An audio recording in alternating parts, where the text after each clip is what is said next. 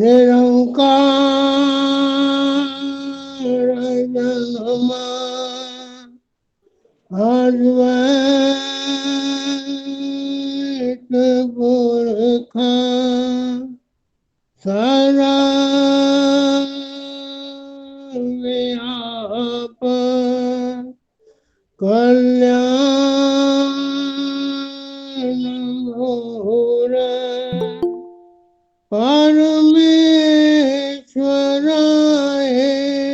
नमस्ते। ओम ब्रह्म सत्यम निरंकार जन्मा अद्वैत पुरखा सारा व्यापक कल्याण मूरत परमेश्वराय नमस्ते। ओम ब्रह्म सत्यम निरंकार जन्मा अद्वैत पुरखा सारा व्यापक कल्याण मूरत परमेश्वराय नमस्ते। ओम ब्रह्म सत्यम निरंकार जन्मा अद्वैत पुरखा सारा व्यापक कल्याण मूरत परमेश्वराय नमस्ते। ओम ब्रह्म सत्यम निरंकार जन्मा अद्वैत पुरखा सारा व्यापक कल्याण मूरत परमेश्वराय नमस्ते। परमेश्वराय नमस्ते। परमेश्वराय नमस्ते। नारायण पद वंदिए साप सपन होए दूर। नमो नमो नित चरण को जो सर्व हजार हजूर। हृदय सिमरो नाम को नित चरणी करो दंडोत। सत सरदा से पूजिए रख सत गुरु की दुर्धाम से मंगल होए जो चरण कमल चित धार। ऋग सिद्ध आवे घर मही पावे जय जयकार। साचा ठाकुर सर्व समराथा, अब राम जगत अपार। मंगत की जय वंदना, नित चरणी बलिहार। सतमारग साजी मिली, तन मन बया निहाल। गमन मिटे संसार की, सतगुरु मिले दयाल। बार बार कर वंदना, सतगुरु चरणी माई। मंगत सतगुरु बेट से, फेर गरव नहीं आई। बार बार करू वंदना, सतगुरु चरणी माही। मंगत सतगुरु बेट से, फेर गरब नहीं आई। ओम ब्रह्म सत्यम सर्वदा, आन जावन सब जगत पसारा। तू साचा एक करतार। मंगत की जय बेनती, प्रभु जी जो चरण आधार। आवन जावन सब जगत पसारा। तू साचा एक करतार। मंगत की जय बेनती, प्रभु जी जो चरण आधार। मांगो नाम रतन सुखदाई। मांगो नाम रतन सुखदाई। दीन दयाल नित हो सहाय। दीन दयाल नित हो सहाय।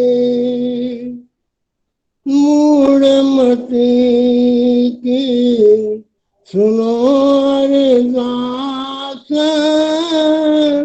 मूढ़मति की सुनो अरदास।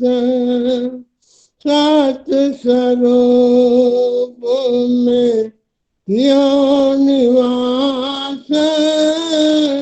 सत स्वरूप में कियो निवास। तुम करुणा कर मेरा स्वामी। नित शरणागत पुरख अनामी।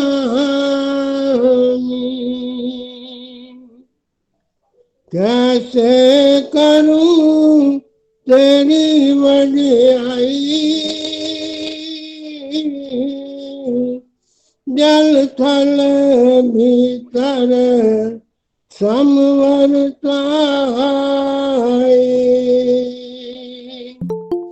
तेरी कुदरत अपार मुरारी, सर्वज्ञ को सर्जनहारी।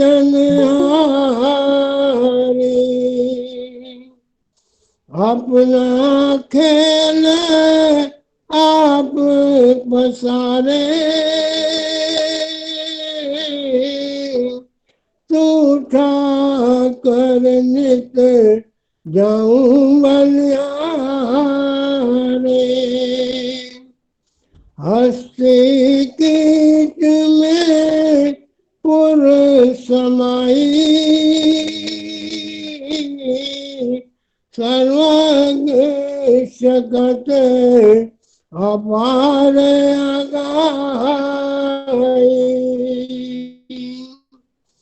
नित प्रणाम करूं तुझ चरना, दीन दयाल तेरी नित सरना। हनुमत को करती रखिया की जाओ, साचा सिमरन प्रभु अपना कीजो। पलक पलक तेरी महिमा गाऊं, अधिक परित से नाम ध्याओ। तुमरी शकत की शोभा के आए, तन मन अंदर तेरी प्रीत समाए। ऐसी कृपा करो प्रभु मेरे, आवागमन का विंसन फेरे। ऐसी महिमा लीजो प्रभु देवा, निमख न विसरे तेरे चरण की सेवा। ऐसी दया करो नित ज्ञाना, मन तृप्त एक नाम संभाल। ऐसी कृपा कर पार मुरारी, मन मोरा सत सेव विचारी। ऐसी गिनती प्रभु मोहे गिनाओ, कथ कथू तेरा नाम गाओ। पूरन पुरख नित शरण तुम्हारी, अति भयंकर चित आंगन हारी। अपनी जात से नित करो निहाल, रोम रोम में रमो गोपाल। सूझ बूझ नहीं आवे चित,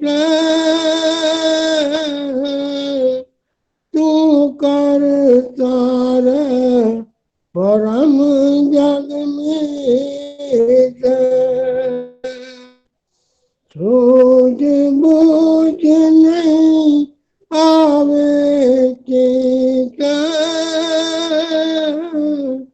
तू कर सार परम जग मीत। हनुमत को राखे प्रभु जेके चरण आधार, मंगत मांगे रसना, तेरे चरण कमल अपार।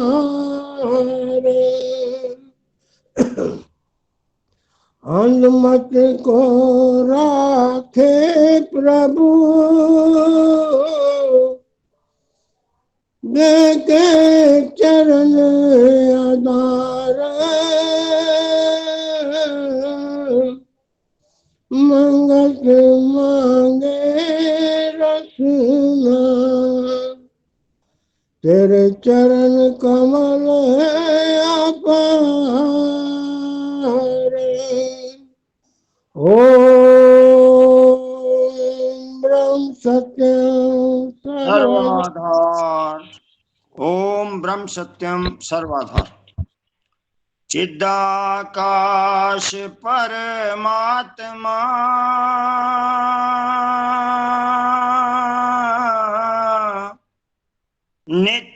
नित्यानंद स्वरूप,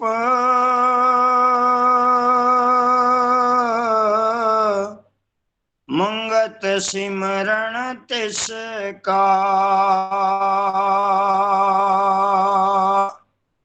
तीन काल सुख रूप। चिदाकाश परमात्मा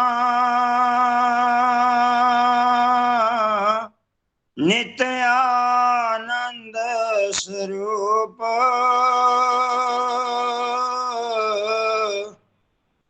मंगत सिमरण तिसका, तीन काल सुख रूप। ओम ब्रह्म सत्यम सर्वाधार। सत्संग का अगला विचार पुस्तक जीवन स्मृतियां से, जैसा कि रोजाना का सत्संग चला आ रहा है, महाराज जी के आगे के वचन आप संगत की सेवा में रखे जाएंगे। स्वरूपा जंगल में दूसरी तपस्या, यानी 16/5/1945 को गोलड़ा शरीफ में आखिर अप्रैल 1945 शुभ स्थान से चलकर गोलड़ा पधारे। यहाँ एक सप्ताह तक क्याम के पश्चात, क्याम यानी तप के पश्चात 9 मई 1945 को गोलड़ा से एकांत सेवन के लिए चलकर रास्ते में रुकते हुए 16 मई 1945 तदनुसार 29 बैसाख को स्वरूपा जंगल में पधारे और पुरानी कुटिया में जा विराजमान हुए। यहाँ आपके दर्शन करने लाहौर, काला गुजरा, रावलपिंडी से कुछ प्रेमी पधारे। सतह समुद्र से काफी यानी 8000 फुट ऊंचा होने के कारण सर्दी काफी ज्यादा थी। सांप के दर्शन, निर्भयता। एक दिन प्रातः गुरुदेव सब प्रेमियों के साथ बैठे सत्संग कर रहे थे। आप तो समाधि स्थित थे। इतने में एक सांप आया और प्रेमियों के पास से निकलकर गुरुदेव के पांव से लगकर जब लौटने लगा तो प्रेमियों ने देख लिया, लेकिन वो एकदम पास ही झाड़ियों में घुस गया। किसी प्रेमी को कुछ नहीं कहा। दरअसल वो सतपुरुष को प्रणाम करने ही आया था। प्रेमियों ने डर से जरा शोर किया तो गुरुदेव भी समाधि से बेदार हुए। आपने फरमाया, प्रेमियों, ईश्वर आप ही रक्षा करने वाले हैं। जंगल क्या, शहर क्या, हर जगह ही ऐसी चीजें होती हैं। आप बैठकर पढ़ते चलें। एक अनमोल सतुपदेश स्वरूपा में मौज में बैठे हुए थे श्री सतगुरुदेव जी। एक दिन आप अपनी मौज में विराजमान थे तो स्वयं फरमाने लगे, प्रेमी, मन बुद्धि की पवित्रता ही असली पवित्रता है। शरीर की सफाई, खान पान को ये जीव अच्छी तरह समझता है। हर एक जीव, मनुष्य, पशु और पक्षी सब ही जानते हैं। मनुष्य जामे में आकर असली खुशी, मानसिक शांति को इससे प्राप्त ना किया तो कुछ ना किया। जैसे कोरा आया ऐसे ही कोरा चला गया। प्रकृति यानी माया इस जीव को हर समय अपनी तरफ खींच रही है। जीव इसे ही सब कुछ समझ रहा है। किसी समय इधर से खा खा कर, पी पी कर तंग आता है, तब थोड़ी होश में आकर कहता है छुटकारा मिले। थोड़े काल तक ऐसा दोहराता रहता है, फिर मोह माया में मोहित हो जाता है। इस वास्ते नित्य ही चित्त से ऐसा कभी ना सोचें, ना करें। असल वासना ही इसको खराब करती है। शरीर ना करता है, ना कराता है। इससे बुद्धि, मन ही शुभ अशुभ कर्म करवाते हैं। शरीर सिर्फ दुख सुख महसूस करने वाला आला है, यानी यंत्र है। लेकिन फिर भी बुद्धि अगर बीच में फैसला ना दे, ये कुछ नहीं कर सकता। इस वास्ते जहां तक हो सके बुद्धि को बार बार अभ्यास द्वारा निर्मल किया जावे। और कोई चित्त की सफाई के वास्ते साबुन, तेल, औजार, तेजाब नहीं आज तक दुनिया में कोई बना जिससे अंतःकरण शुद्ध हो सके।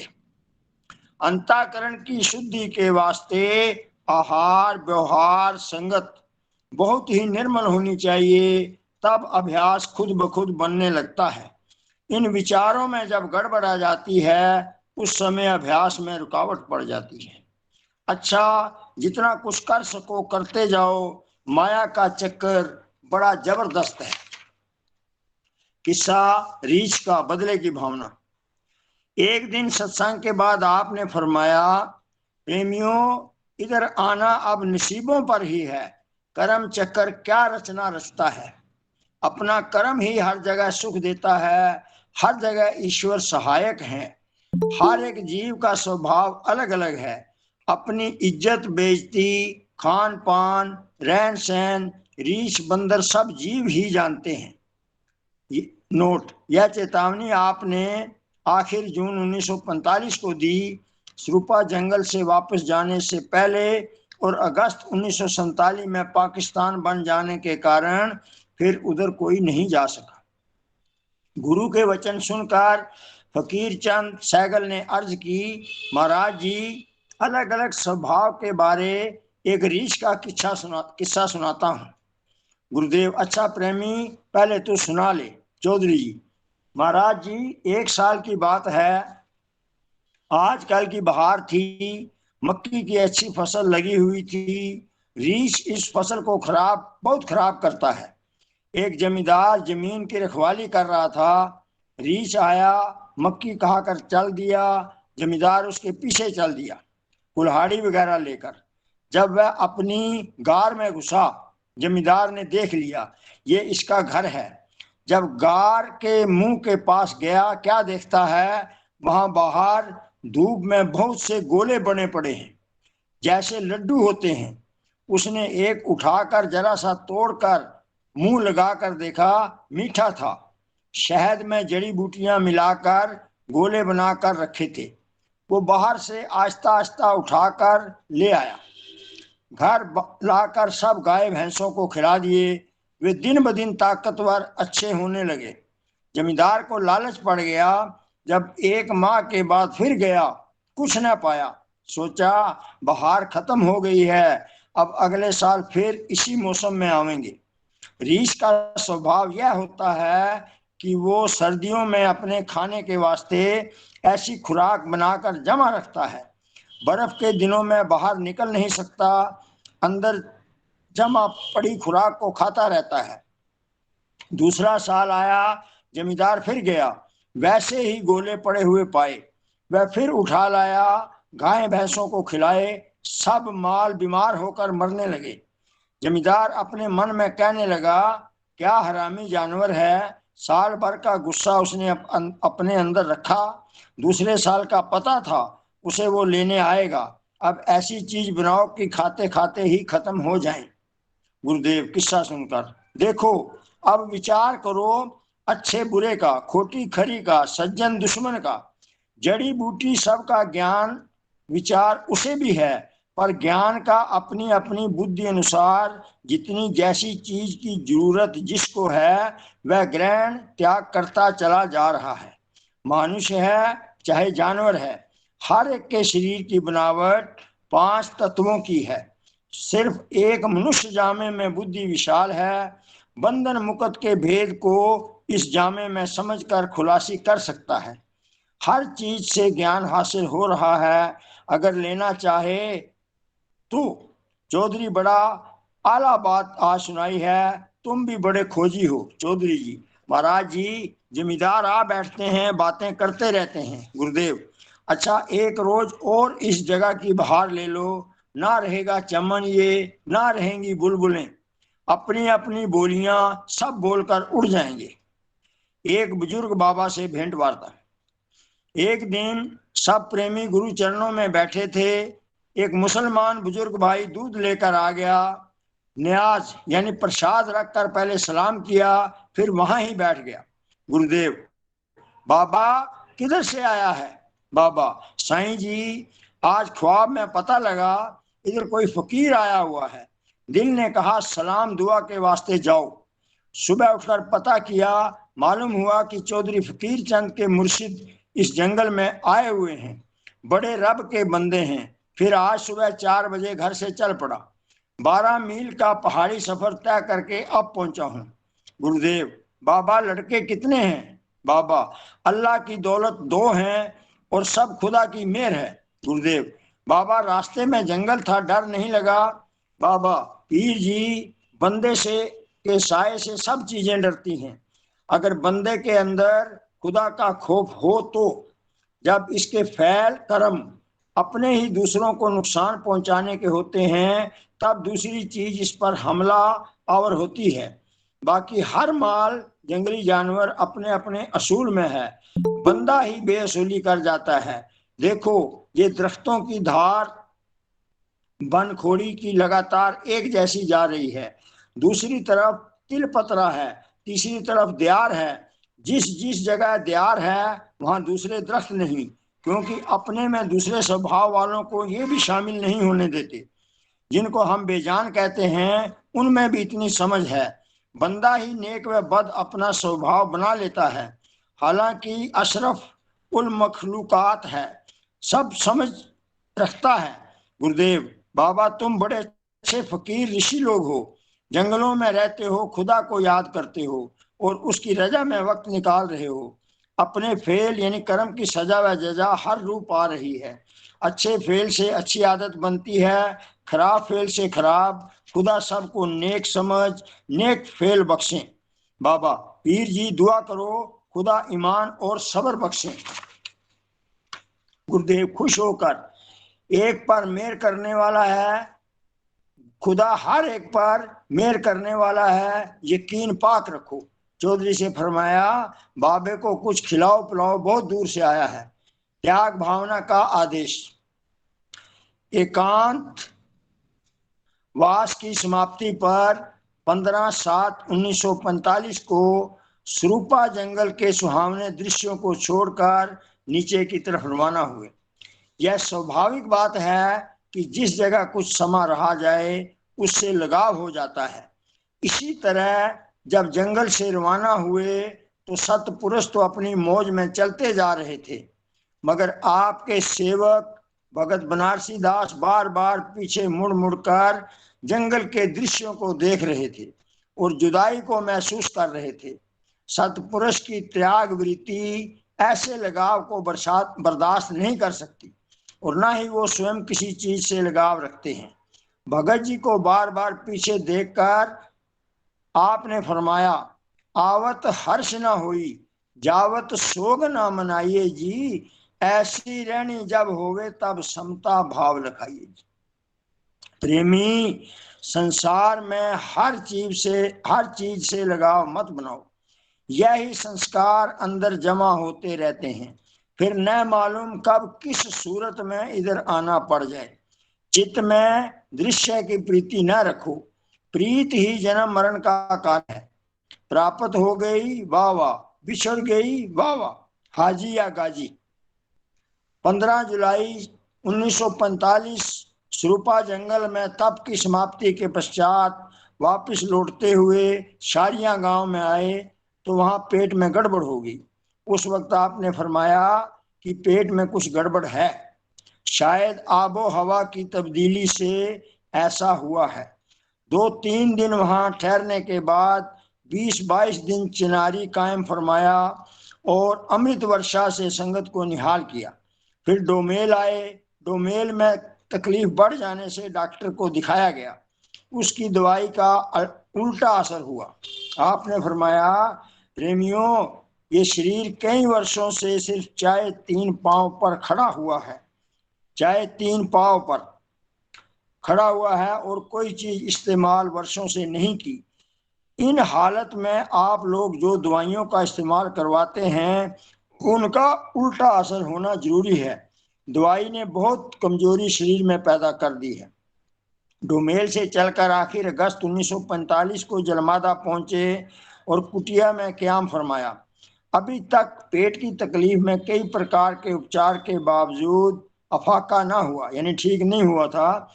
एक दिन भगत बनारसी दास से फरमाया, प्रेमी, आगे भी पिछले साल यहाँ ऐसी तकलीफ हुई थी और तूने इस जगह नींबू का पानी और इसबगोल की फक्की दी। इस दफा फिर ला, शायद तेरी दवा ही कार आमद हो जाए। अभी ये बात हो ही रही थी कि अचानक डोमेल से प्रेमी अमरनाथ जी आ गए। वो भगत जी के लिए लेमन स्क्वैश की बोतल बगल में दबाए हुए थी। गुरुदेव, प्रेमी, ये क्या है? प्रेमी, महाराज जी, ये भगत जी की चीज है। भगत जी, महाराज जी, ये लेमन स्क्वैश है, इसी से फक्की लें। गुरुदेव, जे साहिब कुछ करनी लोड़े, सो सबब एक पल विच जोड़े। अच्छा प्रेमी, ला प्याला हाजी या गाजी। आज्ञा का पालन करते हुए स्क्वैश के साथ फक्की पिला दी। 1 घंटे के बाद फरमाया, प्रेमी, ये दवाई कार आमद है, एक दफा और पिला दे। पेट में जो वट पड़ रहा था वो ठीक मालूम होता है। 2 दफा पीने से मालिक की दया से शाम तक काफी फर्क पड़ गया। सतपुरुष भी दरअसल अपना हिसाब किताब चुकाते हैं, उसके साथ वहाँ की आबो हवा का असर भी शामिल हो गया। सतपुरुष अपनी लीला आप ही जाने। धांत तो बतलाता है कि ऐसी हस्तियां सर्वसमर्थ होती हैं, मगर ऐसी मिसालें मौजूद हैं जिनसे पता लगता है कि ऐसी हस्तियां कानून कुदरत में दखल नहीं देती। जैसा कि गुरु अर्जुन देव गर्म लोहे के तवे पर बैठे हैं, गर्म रेत ऊपर डाली जा रही है, फकीर मियाँ मीर आता है और कहता है कि अगर हुक्म हो तो लाहौर की ईंट से ईंट बजा दी जावे। जवाब मिलता है, नहीं, तेरा भाना मीठा लागे। यानी उस प्रभु परमेश्वर की आज्ञा में कोई सब कुछ जो है रहना ठीक है। इसी को इस सूली पर चढ़ाया जा ईसा को सूली पर चढ़ाया जा रहा था। कीलें जिस्म में ठोकी जा रही हैं और मुंह से जो शब्द निकलते हैं, ए खुदा, इन लोगों को बख्श दे, ये नहीं जानते कि ये क्या कर रहे हैं। ईसा को सूली पर चढ़ाया जा रहा था, कीलें जिस्म में ठोकी जा रही हैं और ईसा के मुंह से जो शब्द निकलते हैं, ए खुदा, इन लोगों को बख्श दे, ये नहीं जानते कि ये क्या कर रहे हैं। आपसी प्रेम का संदेश। 22 सितंबर 1945 को जलमादा से शुभ स्थान के लिए चलने का प्रोग्राम बन गया।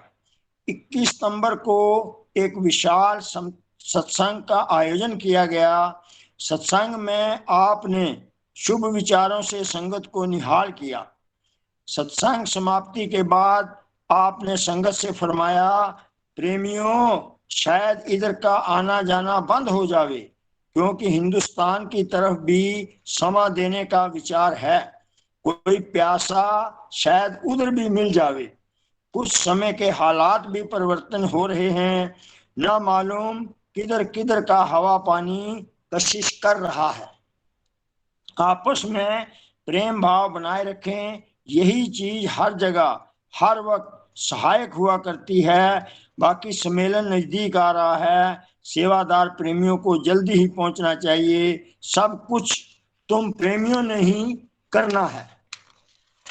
नोट, ये थी आखिरी चेतावनी। इसके बाद पाकिस्तान बन जाने की वजह से आप फिर उधर ना जा सके। ओम ब्रह्म सत्यम सर्वाधार। सत्संग का आखिरी चरण वैरागवाणी आरती व संता मंगल आदरणीय प्रेमी श्री रंजन सहगल जी संगत की सेवा में रखेंगे। आदरणीय प्रेमी श्री रंजन सहगल जी।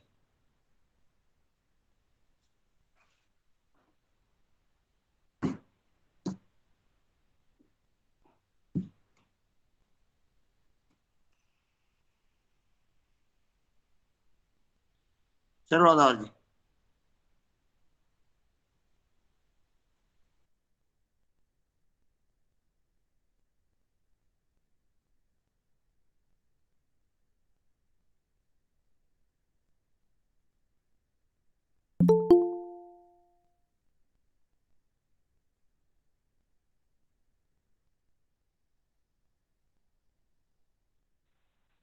प्रेमी जी आवाज माइक नहीं आ ऑन रही। कर। प्रेमी जी आवाज नहीं आ रही।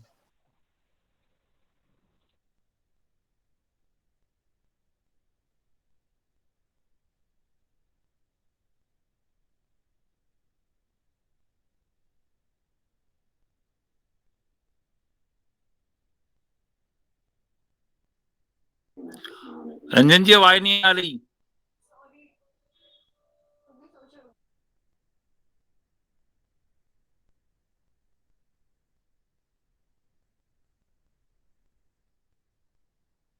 नहीं आ रही, नहीं आ रही अभी भी।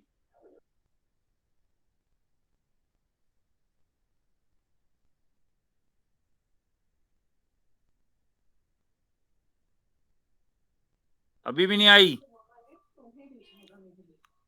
अनम्यूट कीजिए। ईयरफोन निकाल के कीजिए, ईयरफोन निकाल के कीजिए। ईयरफोन हटा दीजिए, फोन से डायरेक्ट कर दीजिए। फोन से हटा के स्पीकर ऑन कर दीजिए।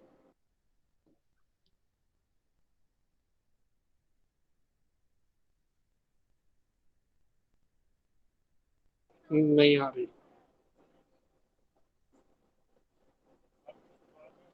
तो कसाल जी की भी नहीं आ रही। चंद्र प्रकाश कसाल जी की भी नहीं आ रही। हेलो प्रेमी अब जी, आ रही। आवाज हाँ नहीं चंद्र सुन प्रकाश जी, रही? आप पढ़ लीजिए फिर। ओम ब्रह्म सत्यम सर्वदा।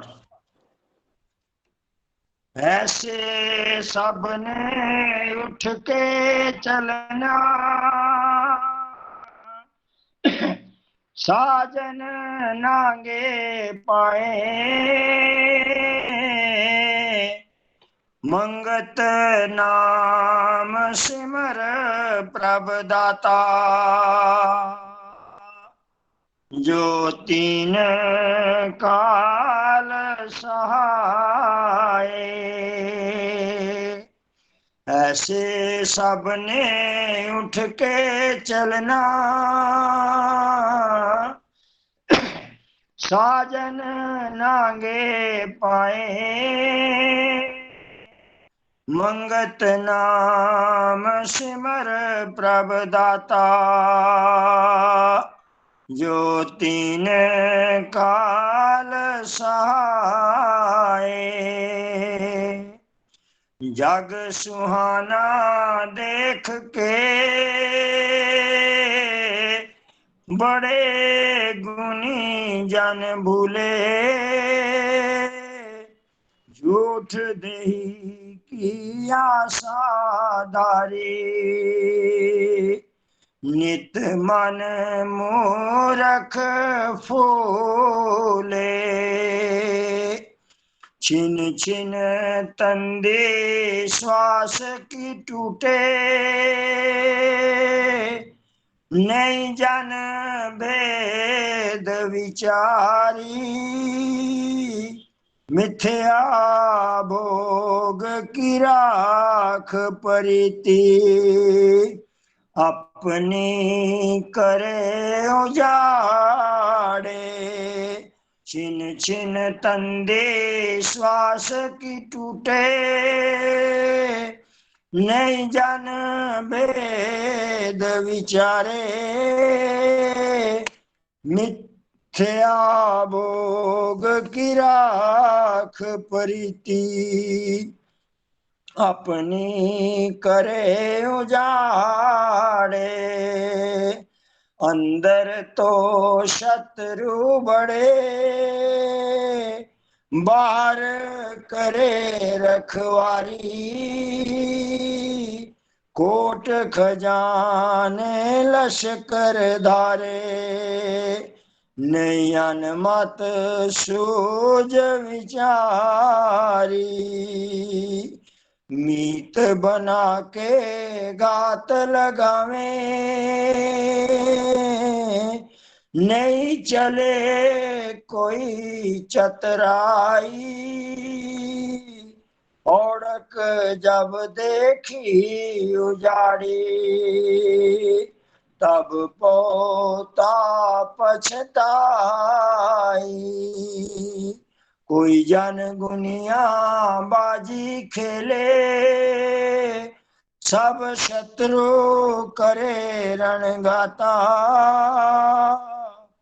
मंगत निज स्वरूप समावे, जुग जुग रे रंग राता, कोई जन गुनिया बाजी खेले, सब शत्रु करे रणगाता, मंगत निज स्वरूप समावे, जुग जुग रे रंग राता। ओम नीच आरती आप कर लो नीच। अभी आरती होगी, सभी प्रेम पूर्वक आरती का उच्चारण करेंगे। तू पार ब्रह्म परमेश्वर, तीन काल रचपाल, नित पाऊं शरणागति, सत चरण कमल दयाल, तू नित पतत उदार है, पूर्ण प्रभ जगदीश, मोह माया संकट हरो, दीजो ज्ञान संदेश, नित ही तेरे चरण की,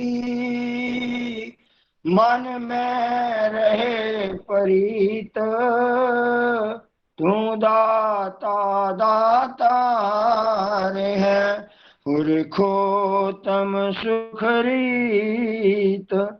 पवन पानी बैसंतर, धरती और आकाश, सबको सर्जनहार तू, आद पुरख अविनाश, घट घट व्यापक तू परमेश्वर, सर्व जिया आधार,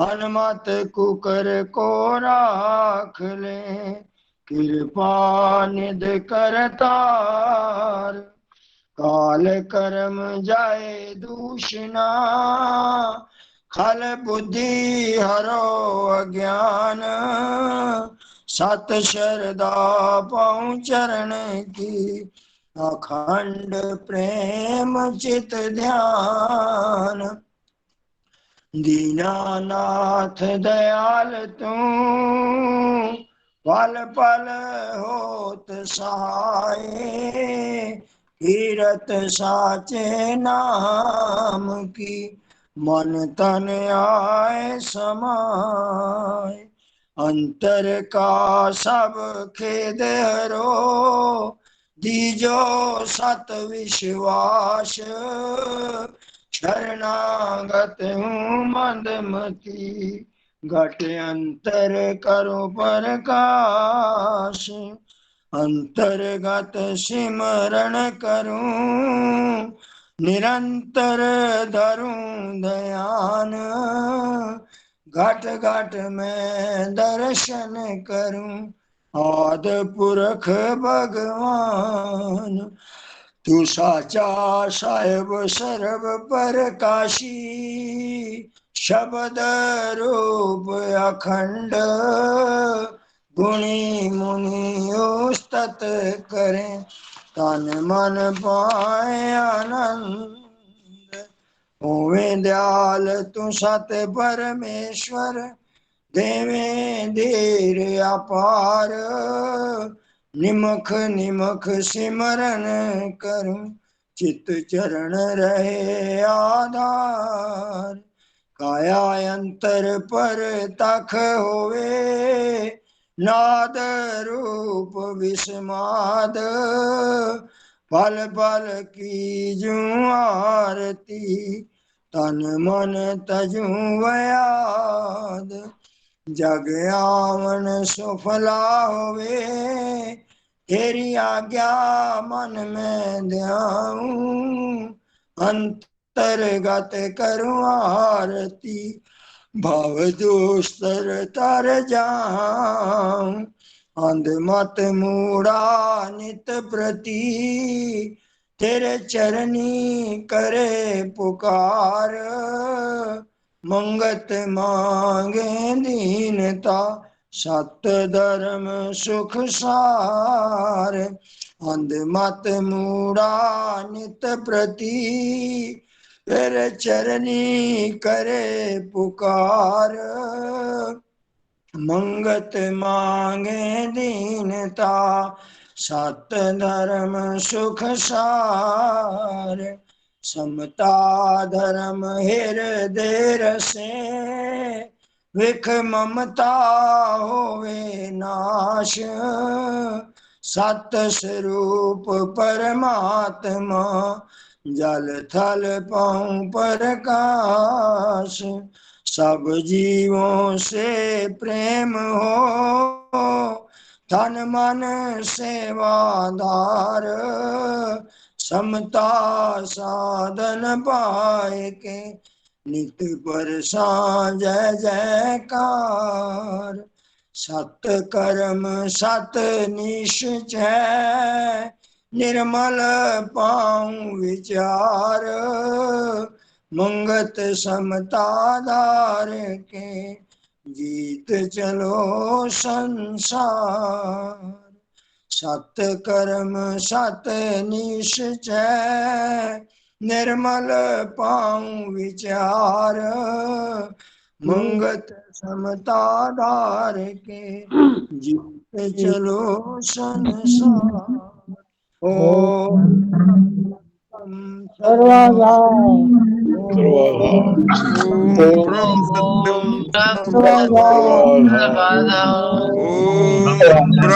ब्रह्म सर्वदा